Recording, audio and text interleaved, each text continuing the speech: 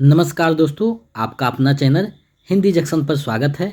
मैं प्रवेश कुमार सिन्हा आप लोगों के लिए आज एक महत्वपूर्ण वीडियो लेकर उपस्थित हुआ हूं, तो आप लोग वीडियो के अंत तक बने रहिएगा। दोस्तों, आज जो हम वीडियो लाए हैं उसमें 50 हिंदी के महत्वपूर्ण प्रश्न को देखेंगे। ये जो प्रश्न है गुजरात सेट में पूछा गया है, यानी 1 दिसंबर 2002 को जो गुजरात में सेट का एग्ज़ाम हुआ था उसी में पूछा हुआ प्रश्न है ये। तो ये प्रश्न जो है 50 बहुत महत्वपूर्ण प्रश्न है। तो अगर आप हिंदी से संबंधित कोई भी कंपटीशन का तैयारी कर रहे हों, चाहे एस्टेट का कर रहे हों या पीजीटी का, टीजीटी का या बीपीएससी 4.0 का कर रहे हों या यूजीसी नेट का कर रहे हैं, केवीएस, ईएमआरएस, किसी से भी संबंधित तैयारी कर रहे हैं तो ये वीडियो महत्वपूर्ण होने वाला है। देखिए यहाँ पे लिखा हुआ हिंदी पेपर 2, यानी 50 प्रश्नों को हम इसमें देखेंगे। तो आप लोग वीडियो के अंत तक बने रहिएगा और ये 50 प्रश्नों को देखिएगा। बहुत महत्वपूर्ण प्रश्न है क्योंकि ये PYQ है, यानी एग्जाम में पूछा हुआ प्रश्न है, तो इसका महत्व जो है बढ़ जाता है। तो आप लोग ऐसे ही प्रश्नों को देखने के लिए हिंदी जंक्शन चैनल को सब्सक्राइब करें और बेल आइकन को दबा दें ताकि समय से आपका नोटिफिकेशन मिलता रहे। दोस्तों, आप हमारे साथ जुड़े रहेंगे। लगभग 25 से 30 मिनट का क्लास ये होगा और इसमें हम लोग 50 प्रश्नों को देखेंगे। तो चलिए आगे बढ़ते हैं। यहाँ देखिए आपके समक्ष जो है चीज़ें उपलब्ध है, यानी हिंदी है, पेपर 2 है, यानी इसमें जो है 50 बहुवैकल्पिक प्रश्न होंगे जो आपके आंखों के समक्ष दिख रहा है। अब हम लोग प्रश्नों की तरफ चलते हैं, यानी प्रश्न क्या कहता है, कैसा प्रश्न है, उसको हम लोग देखते हैं। अब देखिए पहला प्रश्न आप लोगों के सामने है, यानी पहला प्रश्न आपके सामने है, इसका आप लोग जवाब दीजिएगा कि इसका सही क्या होगा। इसमें 4 विकल्प हैं। तो प्रश्न है मारगाड़ी किस प्रकार का शब्द है। मारगाड़ी जो है वो किस प्रकार का शब्द है। तो देखिए आप लोग पढ़े होंगे कि हिंदी में एक संकर शब्द भी होता है, यानी जब संकर शब्द देखिएगा तो पता चलेगा कि 2 शब्द, यानी एक विदेशी शब्द होता है, एक देशी शब्द। तो देखिए माल गाड़ी, दो, एक विदेशी है एक देशी है, तो ये जो है संकर शब्द हो जाएगा, यानी विकल्प जो सी है सही हो जाएगा। तो आप लोग इसका क्या सही बना रहे हैं ये थोड़ा सा देखने वाली चीज़ है और आप लोग जो है अंत तक बने रहिएगा। आगे बढ़ते हैं। तो अगला प्रश्न आपके सामने है, यानी यहाँ पूछा जा रहा है कि हिंदी साहित्य का प्रथम इतिहास किसने लिखा है, यानी हिंदी साहित्य का जो प्रथम इतिहास लिखा है वो किसने लिखा है, आपसे प्रश्न पूछा गया है।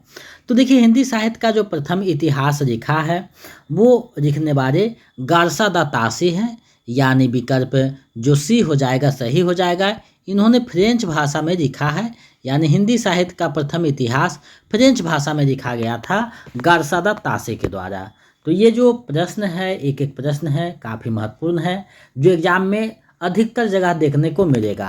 तो ऐसे ही महत्वपूर्ण प्रश्नों को लेकर हम बीच बीच में उपस्थित होते रहेंगे और आपको जो है महत्वपूर्ण प्रश्नों से रूबरू करवाते रहेंगे ताकि आपका तैयारी जो है प्रौढ़ता को प्राप्त कर सके। अब देखिए तीसरा प्रश्न है, खारिकबारी जो है ग्रंथ के रचयिता कौन है। खारिकबारी ग्रंथ के रचयिता कौन है।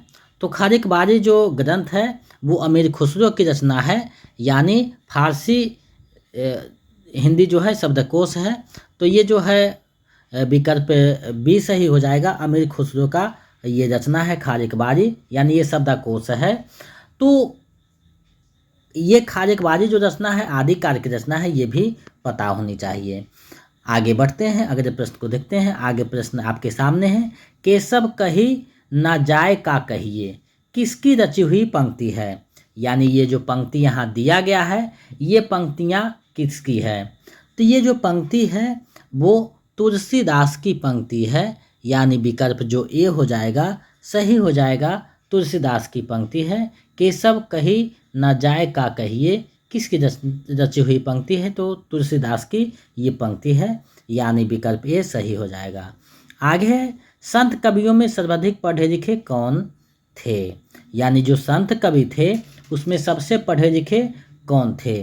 तो देखिए संत कवियों में सबसे पढ़े लिखे जो थे वो सुंदर दास थे, यानी विकल्प जो बी हो जाएगा सही हो जाएगा, यानी केशव दास सुंदरदास जो है वो सबसे पढ़े लिखे संत कवि थे। अब देखिए सबसे पढ़े लिखे संत कवियों में सुंदरदास जो है आते हैं, यानी विकल्प भी सही हो जाएगा। आगे बढ़ते हैं। आगे प्रश्न है अष्टछाप की स्थापना किसने की थी।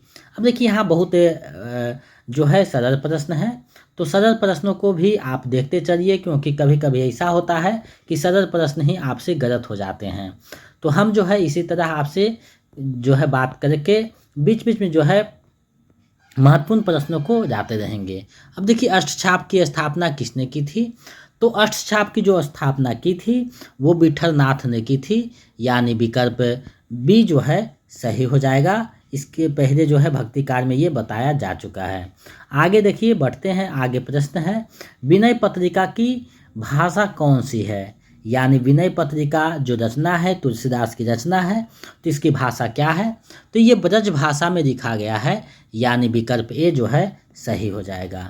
आगे पूछा गया है साहित्य लहरी का रचनाकार कौन है, यानी साहित्य लहरी जो रचना है वो किसकी रचना है, तो देखिए साहित्य लहरी जो रचना है वो सूरदास की रचना है, यानी विकल्प बी जो है सही हो जाएगा।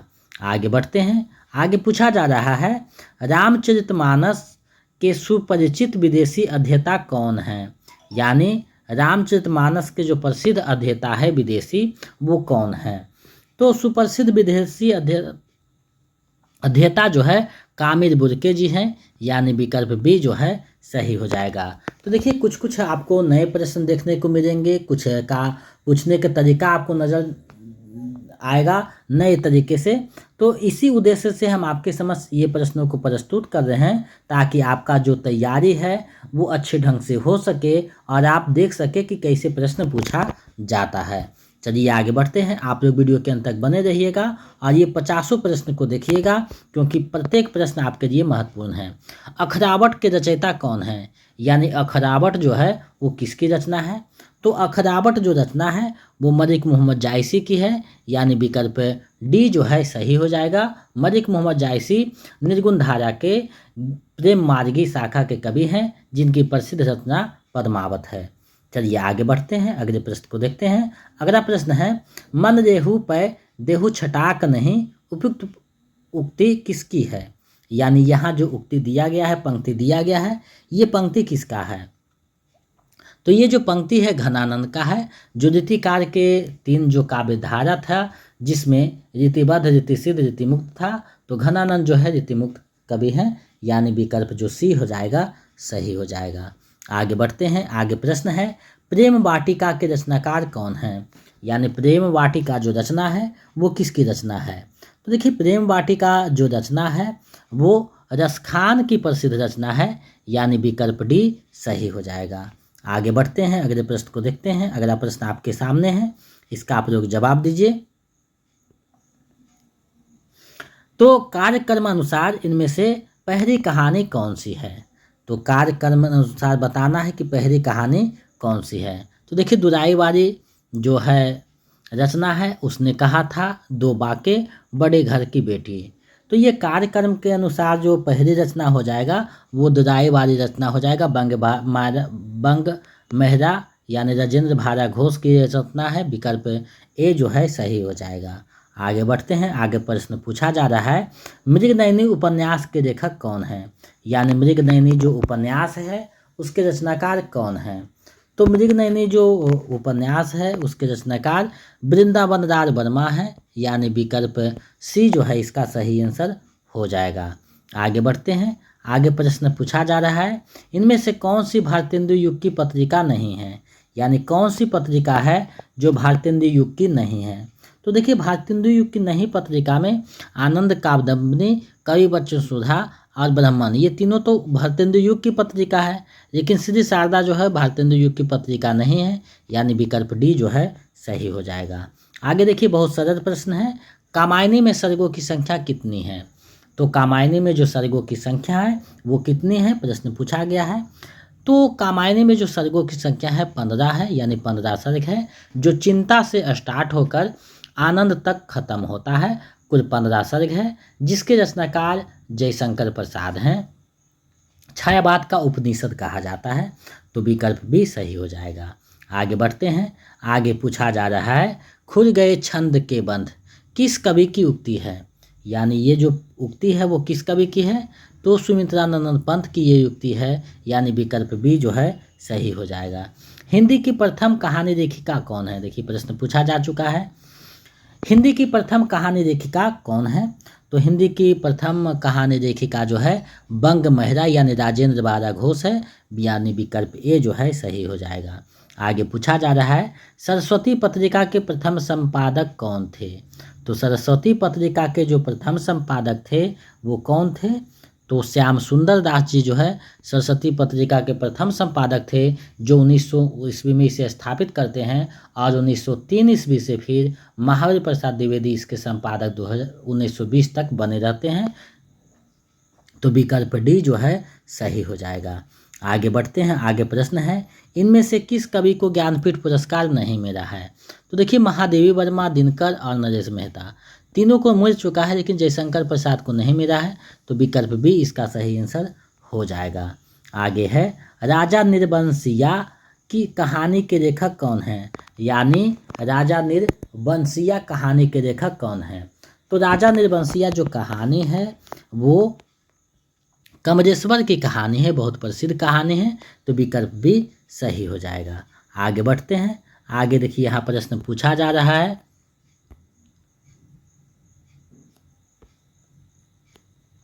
गोदान में गोबर और झुनिया को नगर में आश्रय देने वाली स्त्री का क्या नाम है? तो देखिए गोदान में गोबर और झुनिया को नगर में जो आश्रय देने वाली स्त्री है उसका नाम क्या होता है? तो उसका नाम चूहिया होता है, यानी चूहिया जो है गोदान की पात्र है। तो विकल्प सी जो है सही हो जाएगा, चूहिया। आगे बढ़ते हैं, अगले प्रश्न को देखते हैं। अगला प्रश्न क्या कहता है? अब देखिए यहाँ पूछा जा रहा है, आषाढ़ का एक दिन का केंद्रीय पात्र कौन है? यानी केंद्र में रहने वाले पात्र कौन है, मुख्य पात्र कौन है, ये आपसे पूछा गया है। तो देखिए कालिदास जो है केंद्रीय पात्र है, यानी विकल्प जो सी है सही हो जाएगा। आगे बढ़ते हैं। आगे प्रश्न पूछा जा रहा है, जयशंकर प्रसाद ने किस पत्रिका का संपादन किया है? तो देखिए जयशंकर प्रसाद ने इंदु पत्रिका का संपादन किया है, विकल्प जो बी हो जाएगा सही हो जाएगा। आगे बढ़ते हैं। आगे पूछा जा रहा है, सारा आकाश तुम्हारा है पंक्ति में किस लेखक के उपन्यास का शीर्षक है? यानी सारा आकाश तुम्हारा है ये जो पंक्ति है इसमें किस लेखक के उपन्यास का ये शीर्षक है? तो ये जो है ये राजेंद्र यादव का जो उपन्यास है उसका एक शीर्षक भी है, यानी विकल्प सी सही हो जाएगा। आगे है, ग्राम्या किसकी रचना है? तो ग्राम्या जो रचना है वो सुमित्रानंद पंत की रचना है। अगर ग्राम खाली रहता तो ग्राम प्रसाद का जो है कहानी है। तो विकल्प ए सही हो जाएगा। आगे पूछा जा रहा है, उर्वशी चंपू के लेखक कौन है? यानी उर्वशी जो है चंपू काव्य है उसके रचनाकार कौन है? तो ये देखिए जयशंकर प्रसाद की ये रचना है, उर्वशी चंपू काव्य है जो जयशंकर प्रसाद की रचना है। विकल्प भी सही हो जाएगा। आगे पूछा जा रहा है, इनमें से कौन अष्टछाप में शामिल नहीं है? यानी इनमें से कौन से कवि हैं जो अष्टछाप में शामिल नहीं हैं? तो देखिए अष्टछाप में जो शामिल कवि है सूरदास, नंददास और चित्त स्वामी तीनों हैं, लेकिन रूप गोस्वामी नहीं है, यानी विकल्प सी सही हो जाएगा। और यहाँ नहीं है पूछ रहा है तो विकल्प सी सही हो जाएगा।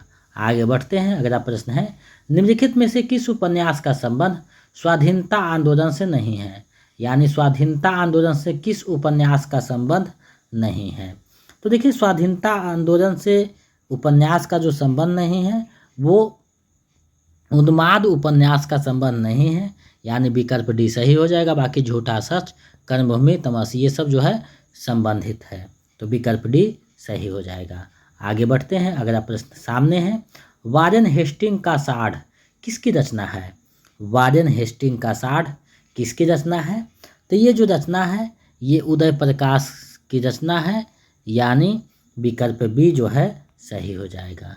आगे है, एक भारतीय आत्मा के नाम से निम्नलिखित में से कौन जाने जाते हैं? तो एक भारतीय आत्मा के नाम से जो जाने जाने वाले कवि हैं वो माखन लाल चतुर्वेदी हैं, जिनकी प्रसिद्ध रचना है पुष्प की अभिलाषा।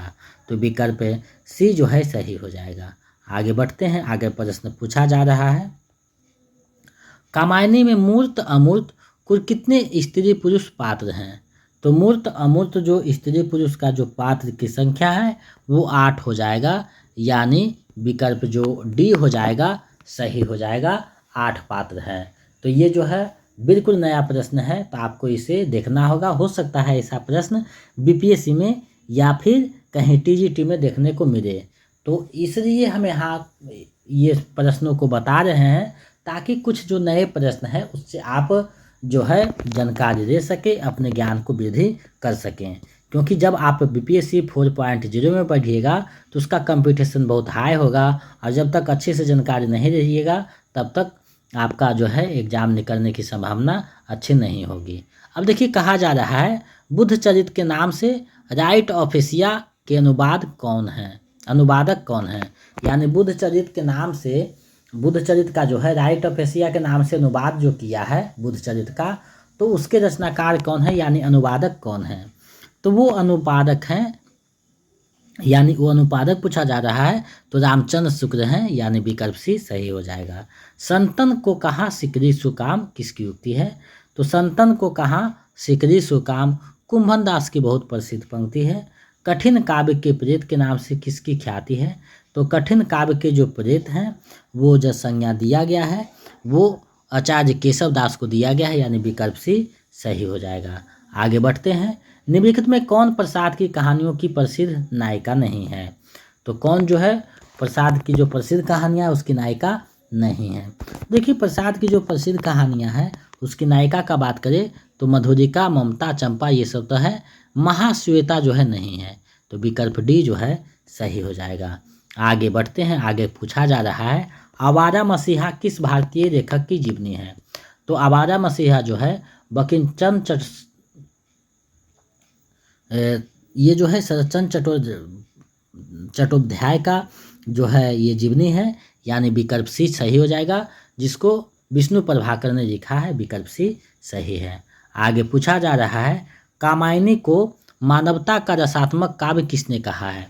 तो कामायनी को मानवता का जो रसात्मक काव्य कहा है वो कहने वाले में रामचंद्र शुक्ल जी हैं, यानी विकल्प सही हो जाएगा। इनमें से कौन स्त्री विमर्श का उपन्यास नहीं है? तो स्त्री विमर्श का जो उपन्यास है वो नहीं है, पूछा जा रहा है, तो कौन नहीं है? तो देखिए, चाक आवा छिन मस्ता है, लेकिन निरुपमा नहीं है, यानी विकल्प डी सही हो जाएगा। आगे बढ़ते हैं। आगे प्रश्न है रामानुजाचार्य निम्नलिखित में से किस दर्शन के प्रतिपादक हैं? तो रामानुजाचार्य जो हैं वो विशिष्टा द्वैत संप्रदाय के प्रवर्तक हैं, यानी विकल्प भी सही हो जाएगा। आगे पढ़ते हैं। आगे प्रश्न है साधारणीकरण सिद्धांत के प्रवर्तक कौन थे? तो जो साधारणीकरण सिद्धांत था उसके प्रवर्तक भट्टनायक थे, विकल्प भी सही हो जाएगा। कनक कनक तय 100 गुनी मादकता अधिकार व फाय पौराय धन व खाए बोराय में कौन सा अलंकार है? तो यहाँ जो अलंकार आया है वो यमक अलंकार है, यानी विकल्प जो सी है सही हो जाएगा। आगे बढ़ते हैं। निर्वैयक्तिकता का सिद्धांत किसने प्रस्तुत किया? तो जो निर्वैयक्तिकता का सिद्धांत है वो देने वाले में यानी टी.एस. इलियट हैं, तो विकल्प जो ए है सही हो जाएगा, टी.एस. इलियट का है। आगे बढ़ते हैं। आगे प्रश्न है निम्नलिखित में से किसने स्वांत सुखाय रचना की बात कही है? तो स्वांत सुखाय जो रचना की बात की है वो तुलसीदास की रचना है। उन्होंने जो रामचरितमानस लिखा है, हनुमान बाहुक लिखे, तो स्वांता सुखाय के उद्देश्य से लिखा है, तो विकल्प सी सही हो जाएगा। आगे बढ़ते हैं। आगे देखिए प्रश्न है, पूछा गया है निम्नलिखित में से किसने चेतना के उज्ज्वल वरदान के रूप में सौंदर्य की परिभाषा दी है? तो चेतना के उज्ज्वल वरदान के रूप में जो परिभाषा देने वाले हैं वो जयशंकर प्रसाद जी हैं, यानी विकल्प ए जो है सही हो जाएगा। आगे पूछा जा रहा है अंग्रेजों ने फोर्ट विलियम कॉलेज की स्थापना भारत के किस नगर में की थी? तो फोर्ट विलियम जो कॉलेज की स्थापना की गई थी वो कलकत्ता में की गई थी, यानी विकल्प सी जो है सही हो जाएगा। किस आंदोलन का नाम अपने पर्वतों के नाम के पहले अक्षर को मिलाकर रखा गया है? तो ये जो रखा गया है वो नकेनवाद है, यानी बिहार के 3 रचनाकार जिसमें नरेश मेहता, नरेंद्र शर्मा और केसरी कुमार, ये 3 हैं, तो विकल्प डी जो है सही हो जाएगा। आगे बढ़ते हैं, अगले प्रश्न को देखते हैं। उद्धव शतक किस काल की रचना है? तो उद्धव शतक जो रचना है वो आधुनिक काल की रचना है, यानी विकल्प डी सही हो जाएगा। आगे बढ़ते हैं, इनमें से किस कवि ने रक्षण ग्रंथ नहीं लिखा है? तो रक्षण ग्रंथ नहीं लिखने वाले में बिहारी हैं, ये रीतिसिद्ध कवि हैं। बाकी भूषण, पद्माकर, मतीराम ये सब रीतिबद्ध कवि हैं। तो विकल्प ए जो है सही हो जाएगा, बिहारी दास।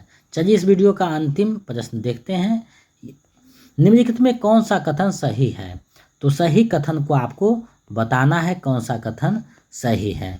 तो सही कथन का बात किया जाए तो विपात जो है मुक्तिबोध का उपन्यास है, बिल्कुल सही कथन है, यानी विकल्प ए सही है। तो आज मैंने गुजरात सेट 2002 का जो दिसंबर का प्रश्न था उसे बताने का प्रयास किया और हमें पूरा विश्वास है कि ये आपके तैयारी को गति प्रदान करेगा और आप इससे प्रभावित होंगे। तो इसी प्रकार हम लोग जो एग्ज़ाम हुए हैं स्टेट के, कहीं ना कहीं हिंदी से संबंधित है, तो उससे लेकर उपस्थित होते रहेंगे ताकि कुछ नए नए प्रश्नों को आप देखें और पुराने प्रश्नों को देखकर जो है आपके जदोजहद में ये दिमाग में आ जाए कि ये जो प्रश्न है इसका आंसर ये होगा, ताकि आपका जो प्रैक्टिस की प्रक्रिया है वो पूरा हो सके। तो आप लोग इसी तरह चैनल पे बने रहिएगा और ये 50 प्रश्न में आपका कितना सही हुआ कमेंट करके बताइएगा। इसी तरह वीडियो आता रहेगा महत्वपूर्ण प्रश्नों को जो TRE 4.0, स्टेट पेपर 2 और किसी भी स्टेट का TGT PGT EMRS में प्रश्न पूछे जाते हैं। तो ये सब प्रश्नों को देख करके आपको कैसे रहेगा कमेंट कीजिएगा, ताकि हमें पता चले कि आप लोग अंत तक बने रहे हैं। तो आज के लिए बस इतना ही। अगर आप नए हैं तो चैनल को सब्सक्राइब करके बेल आइकन को दबा दें। मिलते हैं नए वीडियो में। जय हिंद। आज जितिया है इसलिए आपको जितिया की बहुत बहुत शुभकामनाएं। मिलते हैं नए वीडियो में।